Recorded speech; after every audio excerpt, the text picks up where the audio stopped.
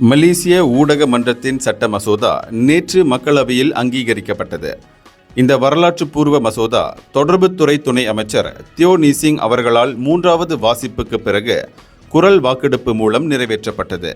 இந்த மசோதாவின் கீழ் இம்மன்றம் தரங்களை நிர்ணயித்து ஊடகவியலாளர்களுக்கு நெறிமுறை மற்றும் பொறுப்பான தரங்களுடன் கொண்ட நடைமுறையை உருவாக்குவதை வலியுறுத்துகிறது.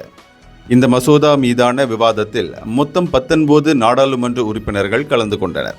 இந்த மசோதா முதல் வாசிப்புக்காக கடந்த ஆண்டு டிசம்பர் 12ஆம் தேதி சமர்ப்பிக்கப்பட்டது. அமைப்புக்குழு ஊடகத்துறையில் சம்பந்தப்பட்ட தரப்பினருடன் 26 முறை கூட்டங்களை நடத்தியுள்ளது.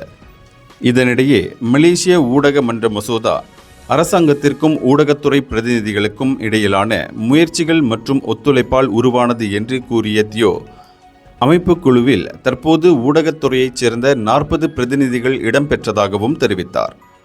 இம்மசோதா நிறைவேற்றத்தை வரவேற்ற தொடர்புத்துறை அமைச்சர் ஃபாமி ஃபட்சில், அடுத்து இந்த மசோதா மேலவைக்கு கொண்டு செல்லப்பட்டு பின்னர் மாமன்னரின் ஒப்புதலோடு நடைமுறைக்கு வரும் என்றார். இந்தியர்களின் இதய குரல் மக்களோசை.